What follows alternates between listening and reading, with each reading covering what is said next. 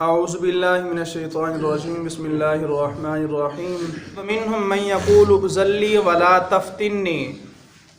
اور ان میں سے کوئی تم سے یوں عرض کرتا ہے کہ مجھے رخصت دیجئے اور مجھے فتنہ میں نہ ڈالیے۔ حضور نے جب غزوہ تبوک کے لیے کہا تو آ کر اجازت طلب کرنے لگے کہ ہمیں رخصت دے دیجئے، ہمیں اجازت دیجئے اور ہمیں فتنہ میں مبتلا نہ کیجئے۔ اس کے شان نزول یہ ہے کہ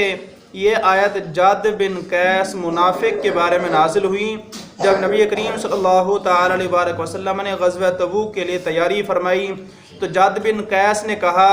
یا رسول اللہ، میری قوم جانتی ہے کہ میں عورتوں کا بڑا شیدائی ہوں، مجھے اندیشہ ہے کہ رومی عورتوں کو دیکھوں گا تو مجھے صبر نہ ہو سکے گا،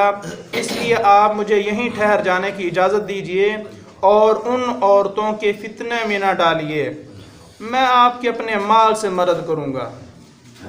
مال پر اپنا بڑا غرور اور ناز، اتنا میں آپ کا کہنا تو نہیں مانتا، ساتھ تو نہیں جاتا، ہاں مال دے دوں گا۔ تو حضرت ابن عباس رضی اللہ تعالی عنہما نے فرمایا کہ یہ اس کا حیلہ تھا اور اس میں سوائے منافقت کے اور کوئی بھی علت نہیں تھی اور کوئی بھی وجہ نہیں تھی۔ رسول کریم صلی اللہ تعالی علیہ وآلہ وسلم نے اس کی طرف سے منہ پھیر لیا اور اسے اجازت دے دی۔ اس کے حق میں یہ آیت جو ہے وہ نازل ہوئی، الا فی الفتنۃ سقطوا، سن لو خبردار، یہ اعلان ہے وہ فتنہ ہی میں پڑے، وہ تو فتنہ میں گر چکے ہیں، کیونکہ جہاد سے رک رہنا اور رسول کریم صلی اللہ تعالی علیہ وآلہ وسلم کے حکم کی مخالفت کرنا بہت بڑا فتنہ ہے۔ کہ تم تو کہتے ہو نا کہ ہمیں فتنہ میں مبتلا نہ کیجیے، عورتوں کے فتنے میں جو ہے ہم مبتلا ہو جائیں گے، تم نے حضور کے حکم کی نافرمانی کر کے تم تو فتنے میں گر چکے ہو اور بہت بڑے فتنے میں جا چکے ہو۔ وَإِنَّ جَهَنَّمَ لَمُحِيطَةٌ بِالْكَافِرِينَ، اور بے شک جہنم گھیرے ہوئے ہے کافروں کو، جہنم کافروں کو گھیرے ہوئے ہیں۔ تو پیچھے ذکر ہو رہا ہے منافقہ اور آگے فرمایا کہ جہنم گھیرے ہوئے ہے کافر کو، تو کیا مطلب کہ منافق بھی کافر ہی ہوتا ہے، منافق بھی کافر ہی ہوتا ہے، صرف اس کا ایک علیحدہ نام اس وجہ سے ہے کہ وہ اپنے ظاہر سے جو ہے وہ اسلام کے اظہار کرتا ہے اور باطن میں وہ بھی کافر ہی ہوتا ہے۔ ان تصبک حسنۃ تسؤہم، اگر تمہیں کوئی بھلائی پہنچے کہ تمہیں دشمن پر فتح نصیب ہو اور غنیمت تمہارے ہاتھ آئے، تسؤہم، انہیں بڑا برا لگتا ہے۔ یہ تمہیں اگر کوئی خیر مل جائے، کوئی بھلائی مل جائے، کوئی اچھائی پہنچ جائے، ان کو بڑا برا لگتا ہے۔ وَإِن تُصِبْكَ مُصِيبَةٌ يَقُولُ قَدْ أَخَذْنَا أَمْرَنَا مِن قَبْلُ وَيَتَوَلَّوْا وَهُمْ فَرِحُونَ، اور اگر تمہیں کوئی مصیبت پہنچے اور کسی طرح کی شدت پیش آئے، کوئی مشکل آ جائے، تو کہیں منافق جو ہیں یہ کہتے ہیں کہ چلاکی سے ہم نے جہاد میں نہ جا کر ہم نے اپنا کام پہلے ہی ٹھیک کر لیا تھا۔ میاں صاحب کو تو پتہ ہے یہ سارے مارے ویسے صحیح سے پہلے ہی پیچھا رہ گئے ہیں، ایسا بڑے سیانے لوگ ہیں۔ تو یہ انداز ہے منافقین کا کہ اگر مسلمانوں کو کوئی خیر پہنچ جائے تو پھر بڑے پریشان کہ یہ کیسے ہو گیا، اور اگر کوئی آزمائش آ جائے، کوئی مشکل پیش آئے تو کیا کہتے ہیں، قد اخذنا امرنا من قبل، ہم نے اپنا معاملہ پہلے ہی جو ہے وہ اپنے کنٹرول میں کر لیا تھا، ہم پہلے ہی سنبھل گئے تھے۔ وَيَتَوَلَّوْا، اور وہ گھومتے پھرتے ہیں، وَهُمْ فَارِحُونَ، اور وہ خوشیاں منا رہے ہوتے ہیں۔ جب مسلمانوں کو کوئی آزمائش آئے، کوئی مصیبت آئے تو وہ خوشیاں مناتے پھرتے ہیں۔ قُل لَّن يُصِيبَنَا إِلَّا مَا كَتَبَ اللَّهُ لَنَا هُوَ مَوْلَانَا، آپ فرما دیجئے ہمیں نہیں پہنچے گا مگر جو اللہ نے ہمارے لیے لکھ دیا، تمہیں خوشیاں منانے کی ضرورت نہیں ہے، اللہ نے جو کچھ ہمارے لیے لکھا ہے ہمیں وہی پہنچنا ہے۔ ہوا مولانا، اللہ تو ہمارا بہت بڑا خیر خواہ ہے، وہ تو ہمارا مولا ہے، وہ تو ہمارا مددگار ہے، وہ ہمارا دوست ہے، وہ ہمارا سب سے بڑا خیر خواہ ہے۔ وَعَلَى اللَّهِ فَلْيَتَوَكَّلِ الْمُؤْمِنُونَ، اور مسلمانوں کو اللہ ہی پر بھروسہ کرنا چاہیے۔ قُلْ هَلْ تَرَبَّصُونَ بِنَا إِلَّا إِحْدَى الْحُسْنَيَيْنِ، آپ فرما دیجئے تم ہم پر کس چیز کا انتظار کرتے ہو مگر دو خوبیوں میں سے ایک کا۔ یا تو فتح اور غنیمت ملے گی یا شہادت اور مغفرت، کیونکہ مسلمان جب جہاد میں جاتا ہے تو وہ اگر غالب ہو پھر تو وہ فتح اور غنیمت حاصل کرتا ہے اور اجر عظیم پاتا ہے، اور اگر راہ خدا میں مارا جائے تو اس کو شہادت حاصل ہوتی ہے جو اس کی اعلیٰ مراد ہوتی ہے، جس کو وہ چاہتا ہے، جس کا وہ تقاضا کرتا ہے۔ وَنَحْنُ نَتَرَبَّصُ بِكُمْ، کہ تم تو ہماری یہ دو چیزوں کا انتظار کرتے ہو کہ ہم جہاد میں جاتے ہیں تو تم اس انتظار میں ہوتے ہو کہ یا تو یہ جیت کرائیں گے،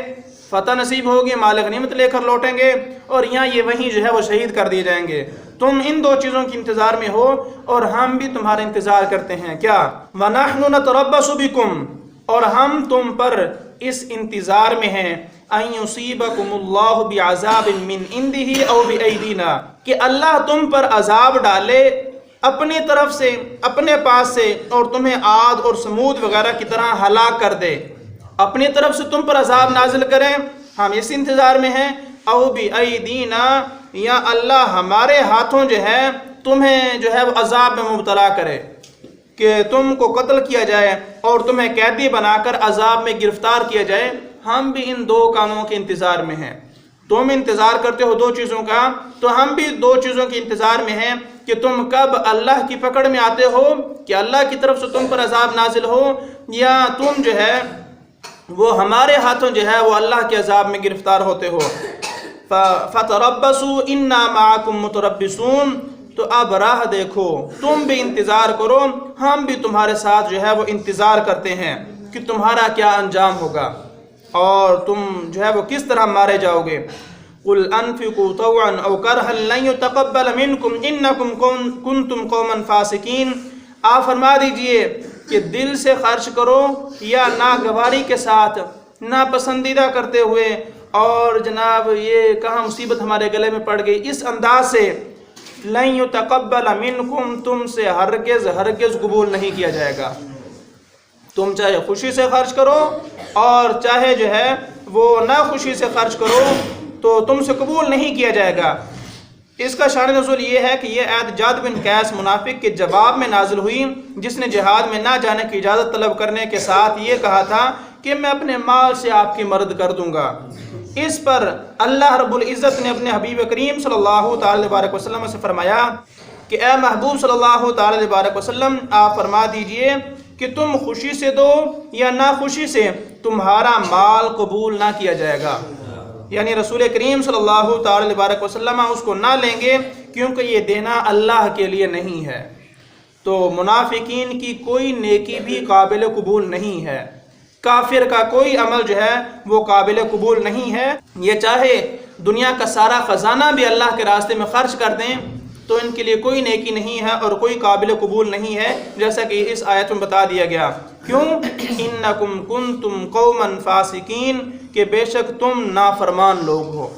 تم اسلام کو ہی نہیں مانتے، اسلام کے احکام کو ہی نہیں مانتے، تو جو اسلام کو نہیں مانتا اس کا کوئی عمل جو ہے، کوئی نیکی راہ خدا میں خرچ کرنا، اس کے علاوہ باقی نیکیاں ہیں، وہ کوئی بھی قابل قبول نہیں ہے اور ان سے قبول نہیں کی جائے گی۔ وَمَا مَنَعَهُمْ أَن تُقْبَلَ مِنْهُمْ نَفَقَاتُهُمْ إِلَّا أَنَّهُمْ كَفَرُوا بِاللَّهِ وَبِرَسُولِهِ، اور وہ جو خرچ کرتے ہیں اس کا قبول ہونا بند نہ ہوا مگر اس وجہ سے کہ وہ اللہ اور رسول کے منکر ہوئے۔